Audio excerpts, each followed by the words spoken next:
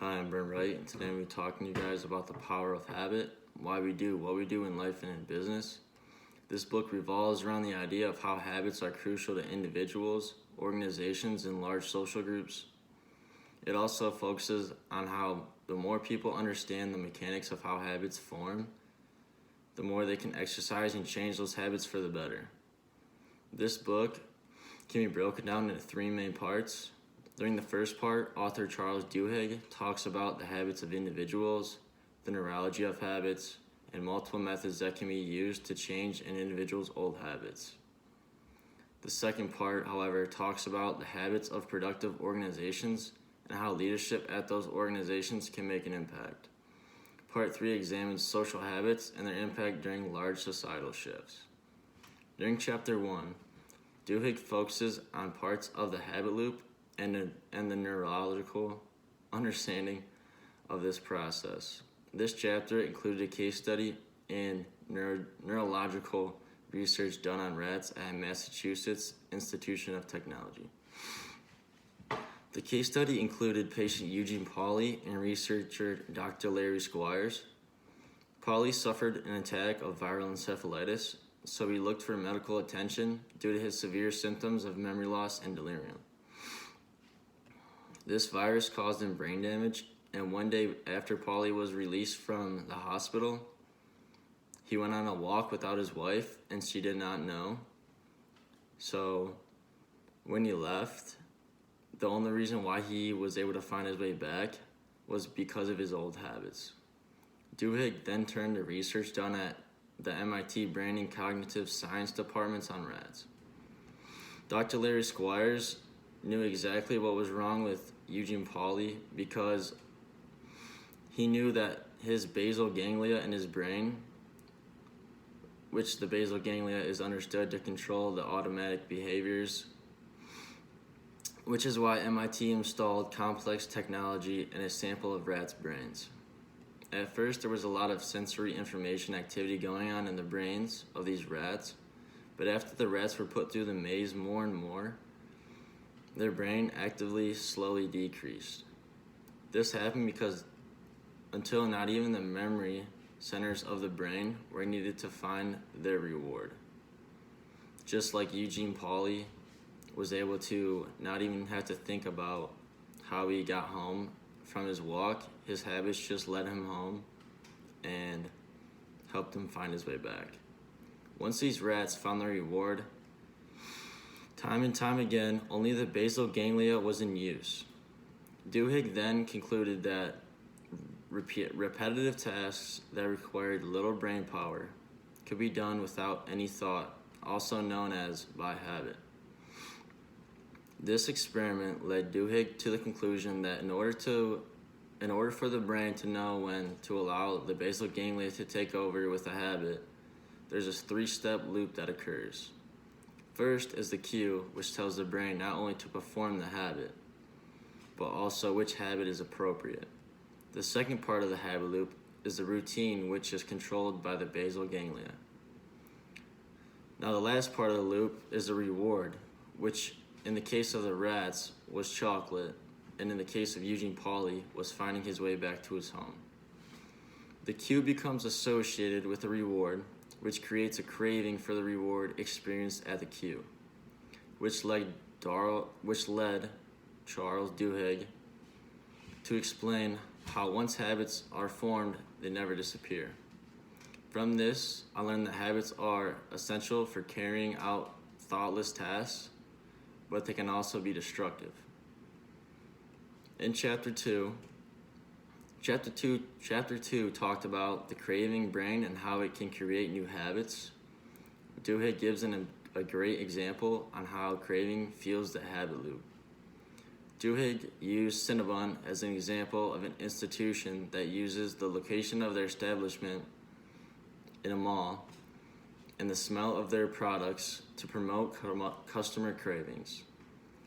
Cinnabon was causing customers to seek out their establishment to satisfy their craving because craving is very strong and can become obsessive and addictive.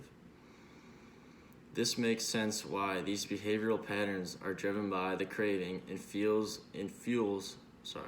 the cue, routine, and reward of the habit loop. In Chapter 3, Duhigg talked about the golden rule of habit change and why transformation occurs. This is the process that people can use to change old habits by keeping the cue and reward, but replacing the routine.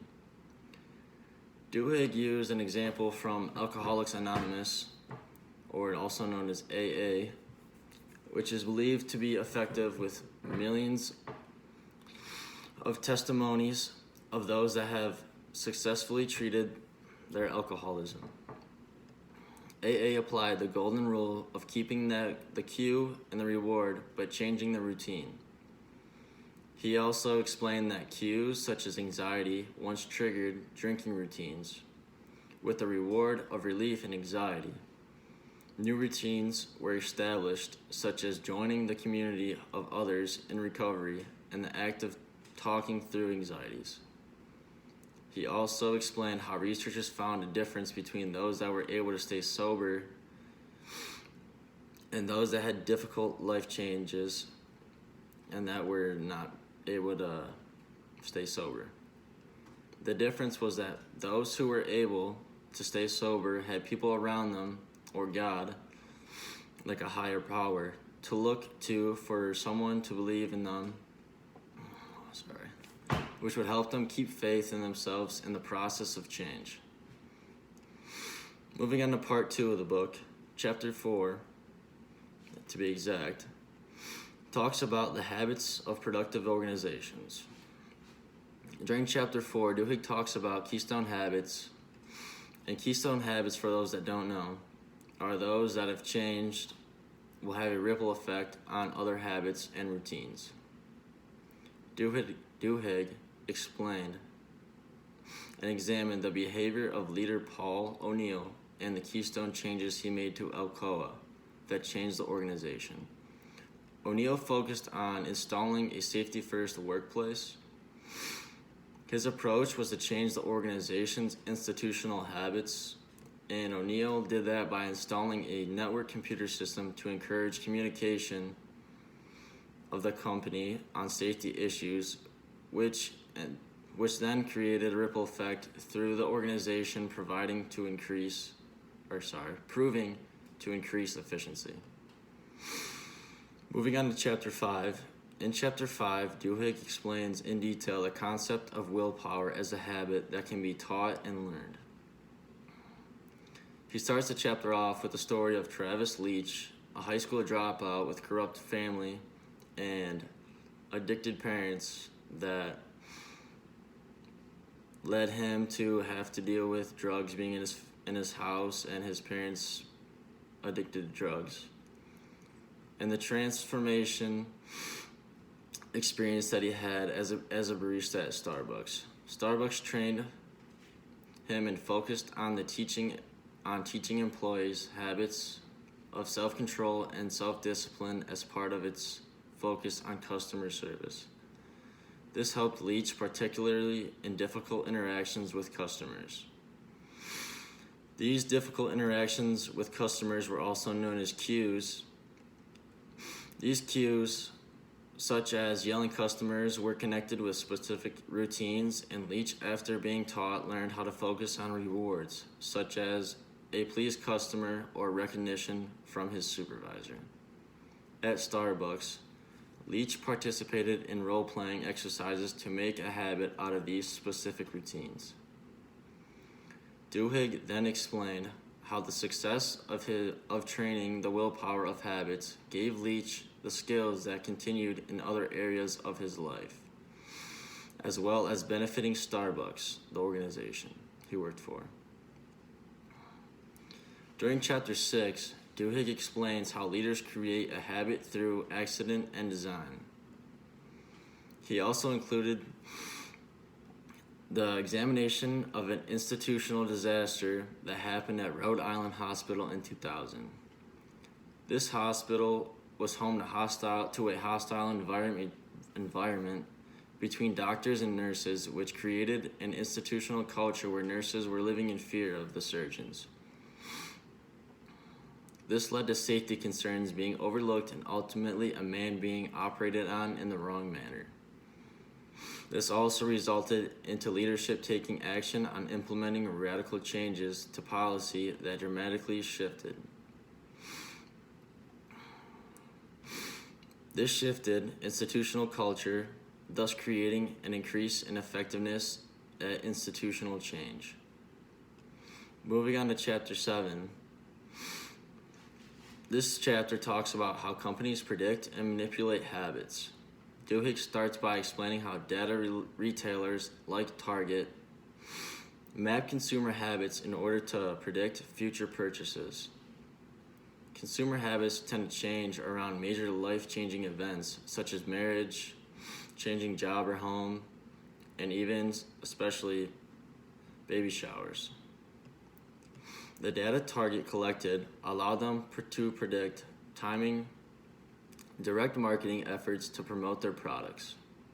He also argued that the Target case had a problem, which was how to make something familiar enough that it can become a habit when it is essentially new. This led the ad team to compiling ads for baby items next to unrelated items, which was also known as a technique called camouflaging. Moving on to part 3 of the book, in chapter 8. Chapter 8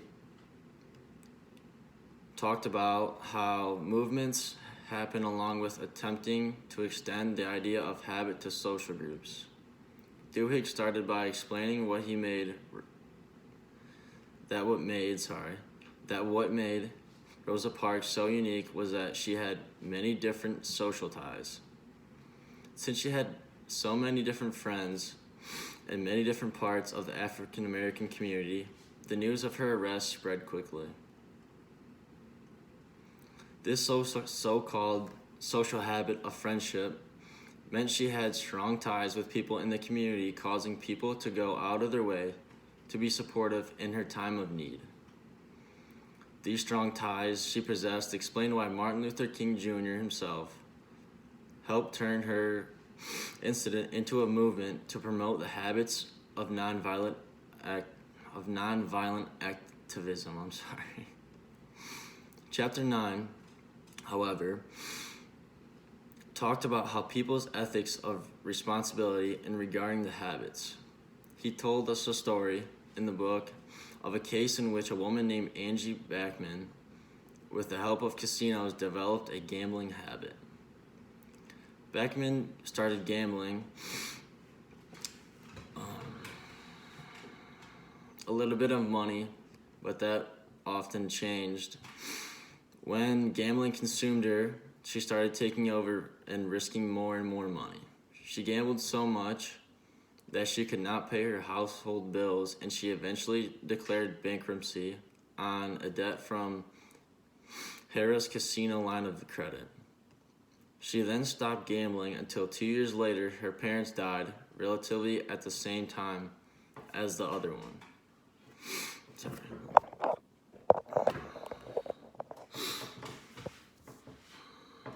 After they died, she inherited $1 million. And that's when the casino data collection agency took advantage of her and started providing her promotional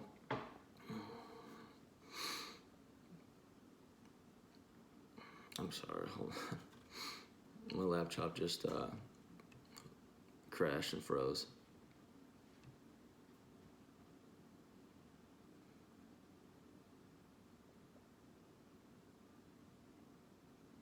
Like I was saying, okay, I got it working. The casino data collection and mining activities took this opportunity to aggressively pursue her by offering incentives on a weekly basis. They would call her, and when she was at the casino, one of the employees would come up to her and talk to her about what was going on. And when they found out about that her parents died, they took the opportunity to kind of spark her gambling habit. So, Bachman then decided to sue the casino due to the fact that her emotional state was not intact, but the justice of court ruled it that was not, in fact, what had been going on. So, in conclusion, after reading The Power of Habit, I came to the conclusion that Duhigg offered many moral lessons for people to change, and that it is important to believe in oneself to make change possible. I also learned that habits and methods to change them intentionally is a great tool everyone can use to change their life for the better. And the last thing I took away was that Duhigg helped me understand the Keystone habits installed in an organization can have a ripple effect throughout an organization and can promote a positive change in organizational behavior. So that pretty much wraps it up. I hope you enjoyed it, and I'll see you again.